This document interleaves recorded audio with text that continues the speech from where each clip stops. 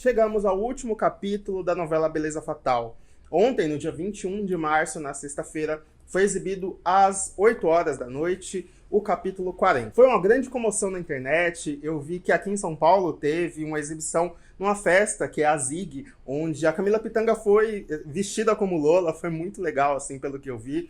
Enfim, realmente todo mundo parou para assistir o fim da novela. E olha, o que eu mais estava temendo aconteceu.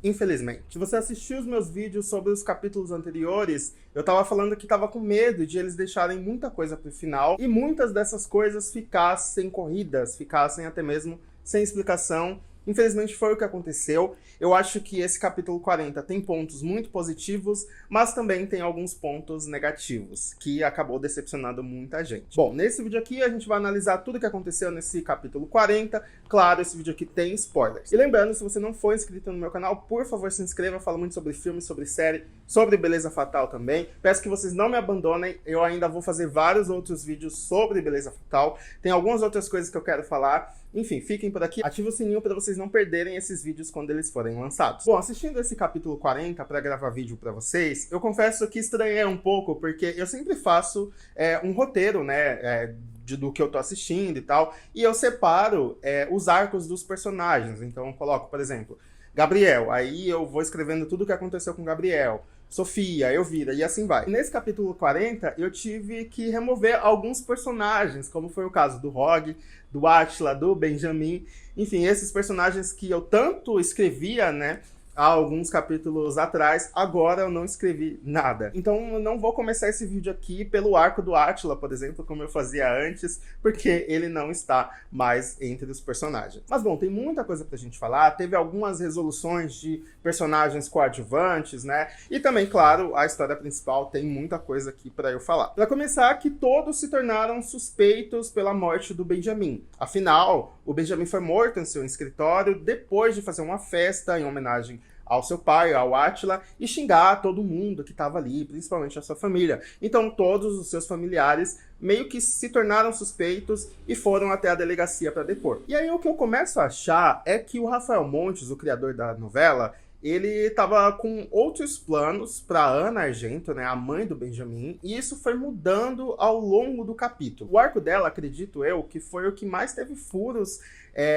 nessa reta final da história, né, nesse capítulo 40. Um deles, para começar, é que lá no depoimento, a Ramona, ela fala que não estava com a Ana, e a Ana fala que estava com a Ramona na hora que o Benjamin morreu. Então, ela meio que se tornaria uma suspeita, né? Afinal, ela mentiu sobre onde ela estava na hora do crime. E tudo levava a crer que foi a Ana que matou o Benjamin. Ela tinha todos os motivos possíveis, porque ela não gostava dele enquanto filho, e também ele tinha herdado a clínica Argento, e não deixado nada para ela, né? O Átila não deixou nada para ela. Então, como forma de vingança, ou até como forma de tentar conseguir alguma grana, ela poderia ter feito isso, mas não foi isso que aconteceu. E aí, falando da clínica, após a morte do Benjamin, quem acaba herdando é a Gisela e a Carol. Faz todo sentido, eu achei até legal, afinal a Carol é uma cirurgiã muito competente e que preza ali pelo profissionalismo e tal. Depois a gente vai ter uma cena dela inaugurando a clínica Márcia Argento, ou seja, ela dá o nome da sua mãe para a clínica. Eu acredito que a clínica ficou mais para Carol do que para Gisela, afinal a Gisela não é cirurgiã nem nada, sem falar que ela já tinha herdado a mansão e outros bens do Átila, então acho que ela meio que nem fez questão. E aí, falando agora da Gisela, eu acho que tudo que tinha que mostrar sobre ela, de que ela conseguiu vencer todos os dilemas e coisas ruins que ela passou ao longo dos capítulos, né, principalmente com o casamento com o Rogue, eu acho que meio que já nos foi mostrado tudo nos capítulos anteriores. Então, nesse último, a gente só vê ela em alguns momentos dela pintando, né, ela finalmente fazendo algo que ela gosta e participando desse bendito concurso de dança que eles estavam falando desde a metade da novela. O dia desse concurso nunca chegou, mas finalmente agora a gente teve, né, o Ravi e a Andrea fazendo o concurso, e depois chega a Gisela com o Tomás. Pois é, o Tomás acaba dançando lá no concurso e depois pedindo a Andrea em casamento. Esse momento também é muito fofo. Tem um meme na internet que é muito engraçado, que fala que tudo tá pegando fogo, a novela tá a milhão, muitas coisas acontecendo, e a Andrea só quer saber de dançar. E realmente foi isso, né? Acho que na maior parte do tempo ela estava ali envolvida com dança, né? Afinal, ela tem uma escola de dança, Então é bem engraçado e condiz mesmo com a personagem. Depois a gente vai ter o casamento do Tomás com a Andrea. Finalmente a Andrea amoleceu seu coração e aceitou o Tomás. Depois de muitas idas e vindas, eu já tinha falado que eu achava que a Andrea, ela era muito dura com o Tomás. O Tomás muitas vezes não fez nada demais e isso foi suficiente para ela não querer ficar com ele, né? E depois, claro, ela acaba explicando que ela achava que o amor era impossível, principalmente para uma mulher trans, e que por isso, né, ela tinha todos esses bloqueios e tal. O casamento é muito bonito, tem a Pepita, né, como a cerimonialista. Enfim, é um casamento ali da diversidade mesmo. Eu acho isso muito legal ser aplicado em novelas, porque, enfim, isso demonstra que estamos evoluindo, né, na nossa dramaturgia, e é muito legal ver esses tipos de história. Eu acho que talvez essa última briga deles, né, que foi por causa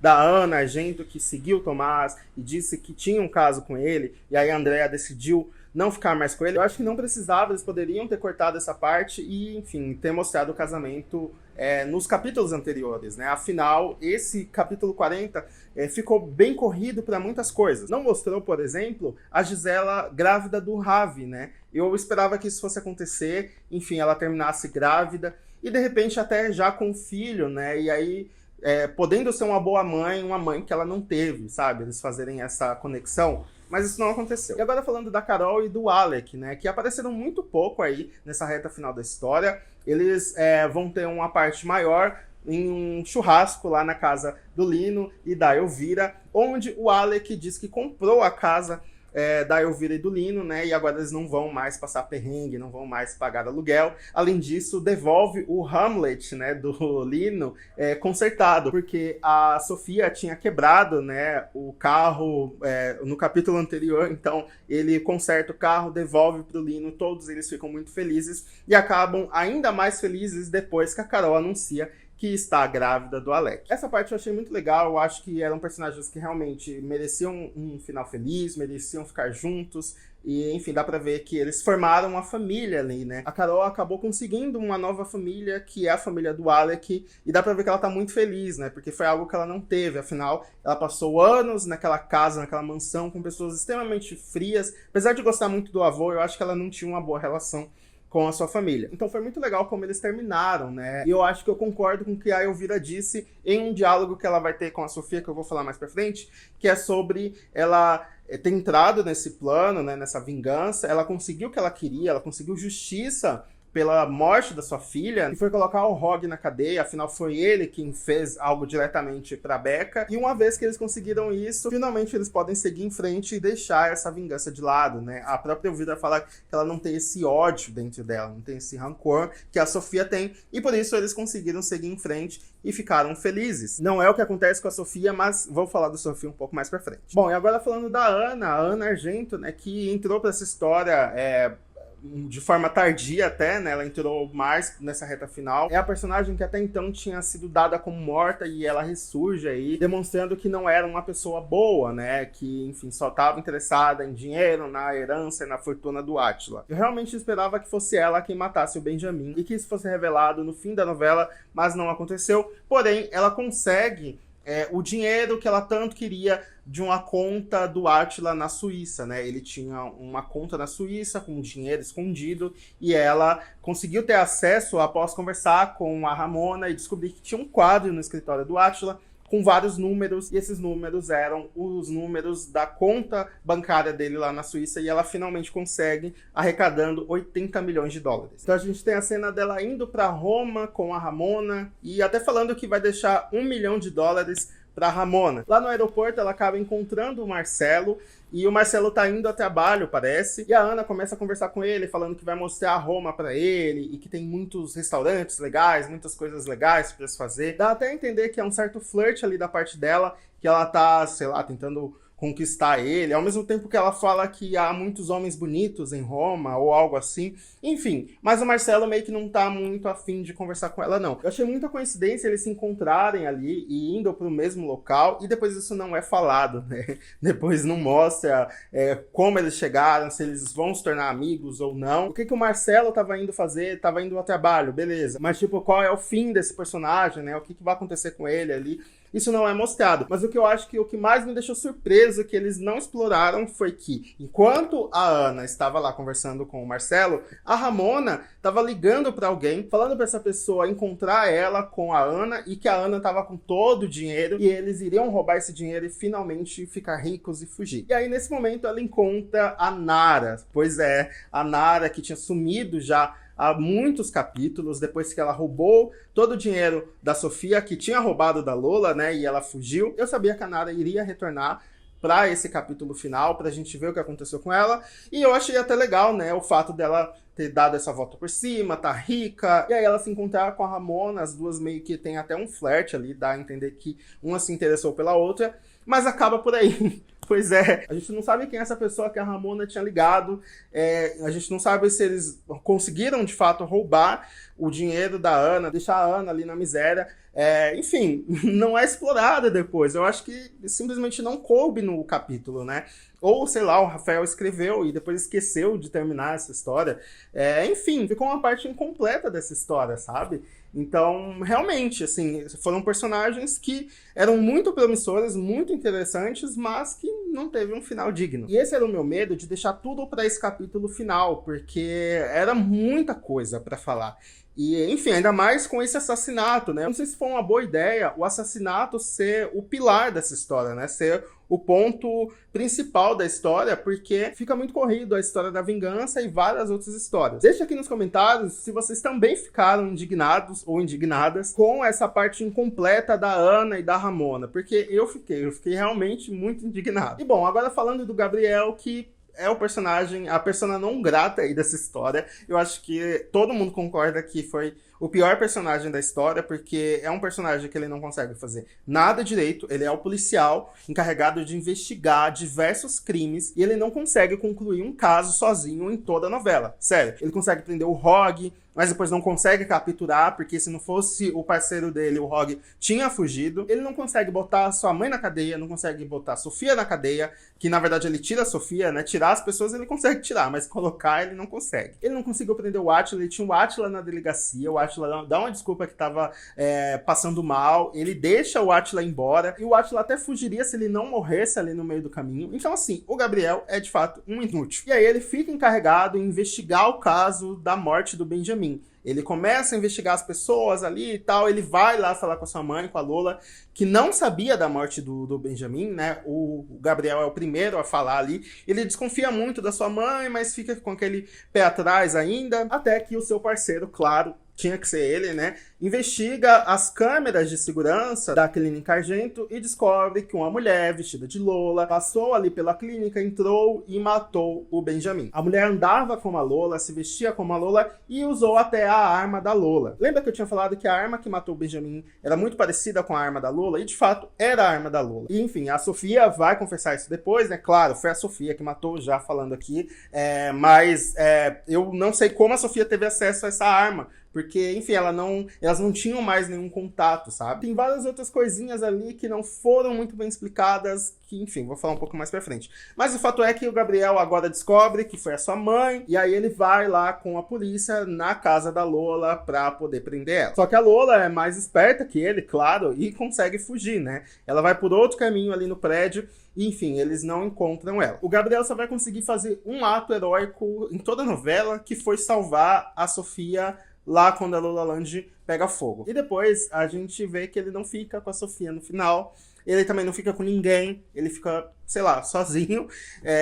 Enfim, foi um personagem também sem final, né? Apesar de não ter sido o melhor dos personagens, a gente esperava que, sei lá, ele fosse encontrar alguém, ele fosse ter paz, né? Afinal, foi um personagem que sofreu muito, né? Teve uma mãe extremamente problemática, o seu pai morreu por causa dessa mãe, ele teve um amor de infância que, enfim, mexeu muito com a cabeça dele, sumiu, depois voltou, enfim, foi um cara que teve muitos problemas ao longo da vida e a gente não viu ele tendo esse final feliz. E agora sim, falando desse arco principal, né, da Sofia e da Lola, pois é, a Lola foge depois que culpam ela pelo assassinato do Benjamin, depois ela vai aparecer lá na Lola Land quando a Sofia estava lá. A Sofia estava lá na Lola Land, vivendo a vida dela, normal, como se ela não tivesse dado de volta a Lola-Land pra Lola e não ter mais acesso ao lugar, né? E aí parece que ela tava lá como se nada tivesse acontecido. E esse é mais um furo, né? Como que a Sofia teve acesso a Lola-Land de novo, né? Parecia que ela era dona de novo dali, né? Quando, na verdade, ela já tinha passado a Lola-Land de volta pra Lola, né? Então, enfim,